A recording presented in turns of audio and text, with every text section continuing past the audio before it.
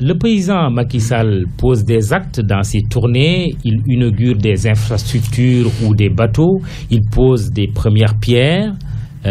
C'est bien, non? Vous ne lui faites pas la querelle que ça ne lui appartient pas? Mais c'est ça la vérité. Par exemple, à Koungheul, d'où je viens, il y a un mois, mes militants me disent qu'il doit se rendre dans ce département pour inaugurer un bassin de rétention qui était fait depuis longtemps.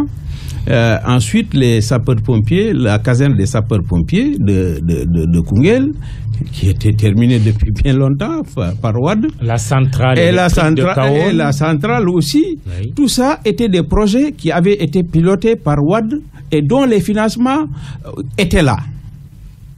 Donc, que Macky Sall aille les inaugurer, pour moi, c'est tout à fait normal.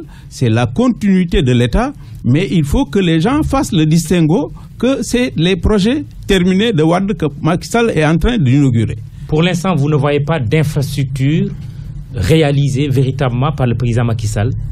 Je pose la question aux Sénégalais. Depuis que le président Macky Sall a commencé à inaugurer, d'abord, prenons le cas des infrastructures qui ont été inaugurées dans la région du fleuve, notamment dans le cadre de l'agriculture. Tous ces projets, et dans le cadre des infrastructures routières également, tous ces projets étaient des projets financés par le MCA, devenu MCC, oui. Donc que Wade avait laissé en place. Donc, en Casamance aussi, c'est la même chose.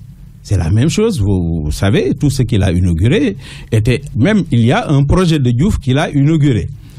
C'est le cas de Kaolack aussi. Moi, je constate que tout ce que Macky Sall a inauguré, c'est beaucoup, mais la seule réalisation qu'on peut lui imputer, c'est le centre international de Diamniadio, qui est pour moi un mauvais investissement parce qu'il a coûté 70 milliards. 70 même 70 milliards, alors que ce centre... Vous en avez des preuves? Officiellement, c'est 60 milliards. C'est ce que j'ai appris à, oui. Disons 60 milliards, disons oui. 60 milliards. Oui. Mais qui est un mauvais investissement parce que le centre n'est utilisé que 2 fois par année ou même une fois tous les 2 ans.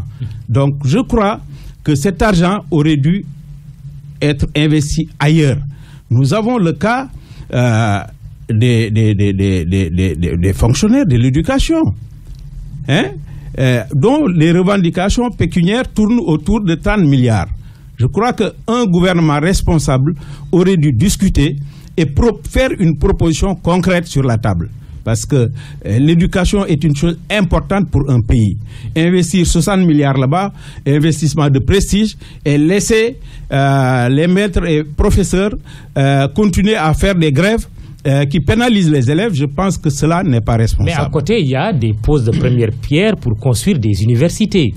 À Dakar, l'université 2 qui s'appellera Amadou Mahtar Mbow, à Kaolack, l'université El Hadji Ibrahima Niass, dont la première pierre a été posée aussi, non? Là également, ouais. Franchement, moi je pense que lorsque l'on procède à une pose de première pierre, aussitôt après, le lendemain, les travaux doivent démarrer. L'autoroute Ila Touba aussi. Nous avons constaté, on a posé la première pierre de l'autoroute de Touba depuis bientôt 3 mois. 416 milliards. Depuis bientôt 3 mois. Oui. Rien n'a démarré. Rien du tout. Et pourquoi? Au moment où je vous parle, d'après les informations qui me sont parvenues, les études de faisabilité et de rentabilité ne sont même pas encore terminées. Il s'est empressé de faire la pose de la première pierre. Malheureusement, jusqu'à présent, on ne voit rien du tout. C'est le cas de l'université de Diamniadio également. Les financements ne sont pas encore trouvés. Je pense que continuer à faire des poses de première pierre chaque mois, et laisser les populations dans cette situation-là, je pense que cela également mérite d'être revu. Mais est-ce que ce n'est pas la même chose, les projets pharaoniques de Wade qui étaient chahutés, des éléphants blancs devenus quand même des éléphants gris, non? J'ai pas dit cela. Oui. J'ai pas dit cela. Parce que Wade, quand il a annoncé les projets, quand il a fait la pose de première pierre, les travaux ont démarré. Je pense que entre la déclaration de projet, l'étude de projet et la réalisation, il y a un temps. Je suis d'accord. Mais il ne faut pas commencer par la pose de la première pierre et ensuite mettre en place une équipe pour les études et autres, recherche de financement. Ça, on n'en veut pas. On veut que les projets soient mûris avant de faire l'objet de pose de première pierre.